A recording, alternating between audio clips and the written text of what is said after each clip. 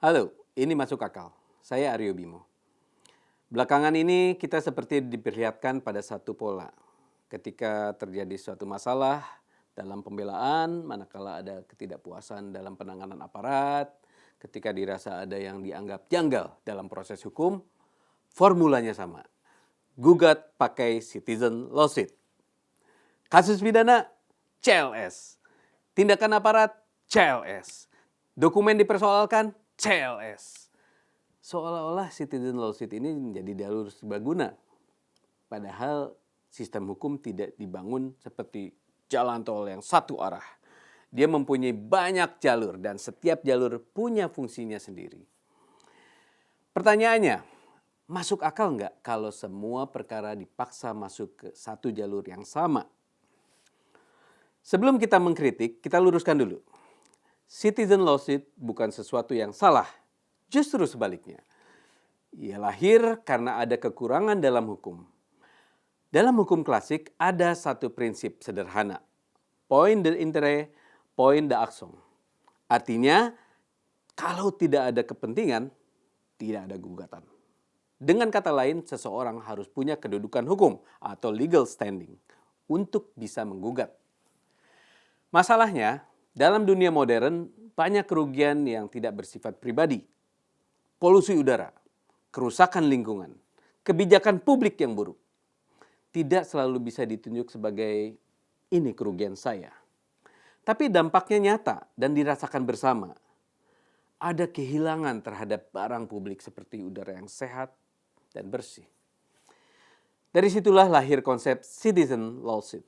Dalam tradisi hukum, ini dikenal sebagai actio popularis. Artinya, warga negara boleh bertindak untuk membela kepentingan umum. Jadi sebenarnya CLS itu instrumen mulia. Dia lahir untuk menutup celah hukum, bukan untuk membuka celah baru. Mahkamah Agung menjelaskan, citizen lawsuit adalah gugatan warga negara atas kelalaian menjalankan kewajiban hukum yang berdampak pada kepentingan umum. Kuncinya ada 3. Kewajiban hukum, kelalaian, dan kepentingan umum. Sekarang kita buat ini lebih konkret. Kasus citizen lawsuit polusi udara Jakarta 2019. Warga menggugat pemerintah karena kualitas udara buruk. Ini bukan sekedar keluhan. Ini dibangun sebagai perbuatan melawan hukum. Strukturnya jelas. Ada hak, Undang-Undang Dasar 1945, Pasal 28H ayat 1. Hak atas lingkungan hidup yang baik dan sehat. Ada kewajiban negara, Undang-Undang Nomor 32 Tahun 2009 tentang perlindungan dan pengelolaan lingkungan hidup. Ada fakta, kualitas udara yang buruk. Ada kausalitas, kebijakan tidak memadai, kualitas udara memburuk. Ada remedi, perbaikan sistem. Nah, ini penting, karena dalam hukum gugatan tidak boleh hanya terasa benar. Dia harus lolos uji penalaran. Disinilah kita masuk ke konsep penting. Reasoning. Reasoning itu sederhana. Apakah ada hubungan antara dalil, fakta, kesimpulan? Apakah itu nyambung? Kalau tidak nyambung, maka gugatan itu lemah. Untuk menguji reasoning, kita bisa menggunakan satu standar. Reasonable person. Artinya, kalau orang yang rasional dan objektif melihat kasus ini, maka dia akan bilang, ini masuk akal. Kalau jawabannya tidak, maka ada masalah dalam gugatan itu.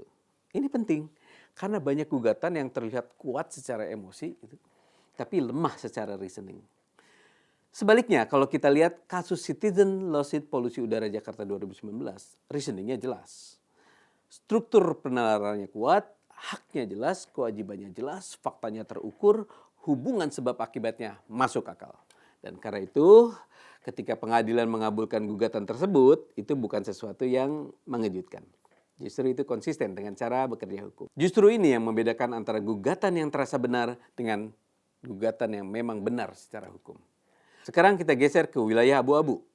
Di Pengadilan Negeri Solo ada gugatan citizen lawsuit terkait isu ijazah Presiden ke-7.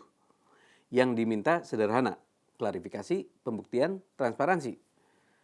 Sekilas terlihat masuk akal. Tapi kita uji dengan reasoning. Apakah ini benar soal kelalaian negara terhadap kepentingan umum? Atau sebenarnya ini soal pembuktian fakta individual? Nah, Kalau kita uji dengan standar reasonable person, maka pertanyaannya sederhana.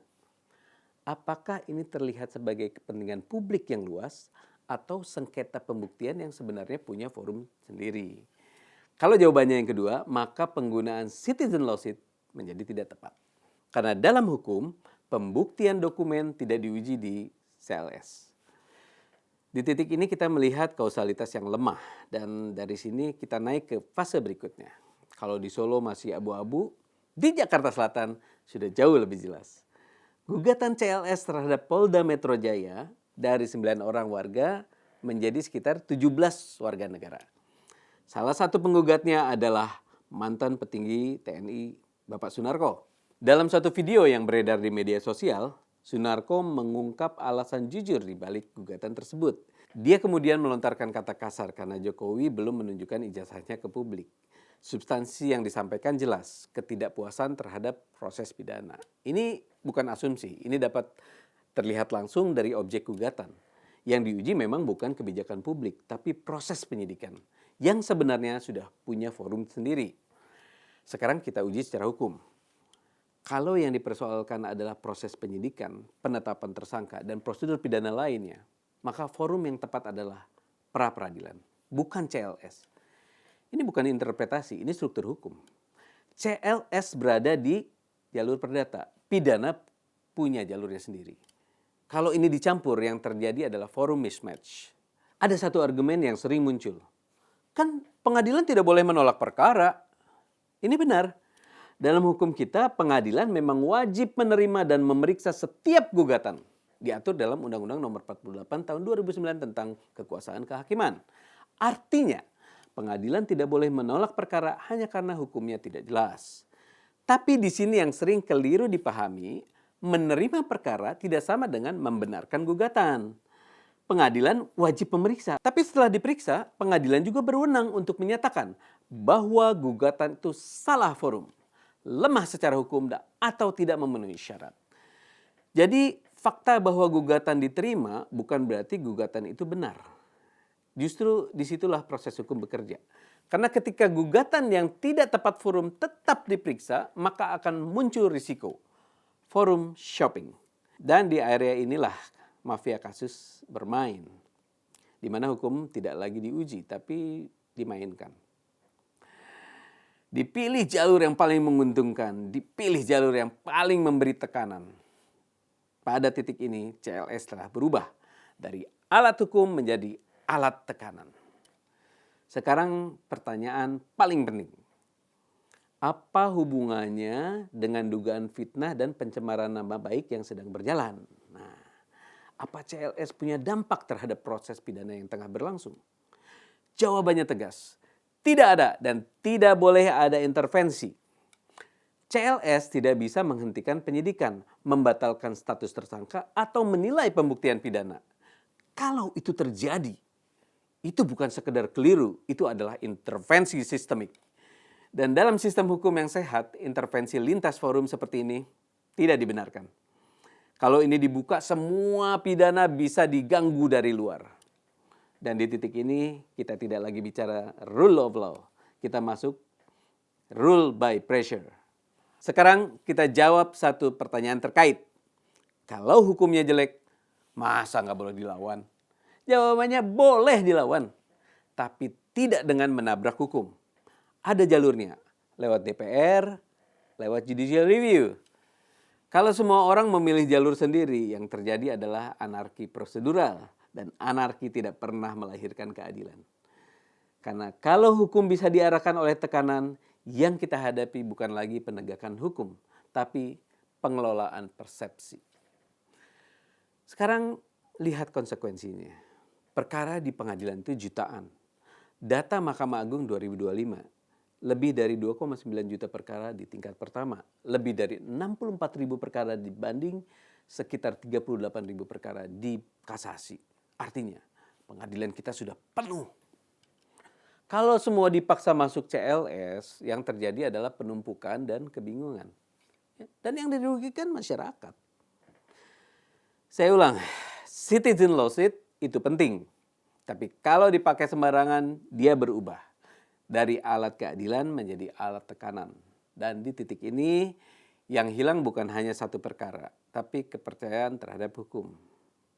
Maka pertanyaan terakhir, kita sedang mencari keadilan atau sekadar mencari jalur yang paling menguntungkan? Masuk akal?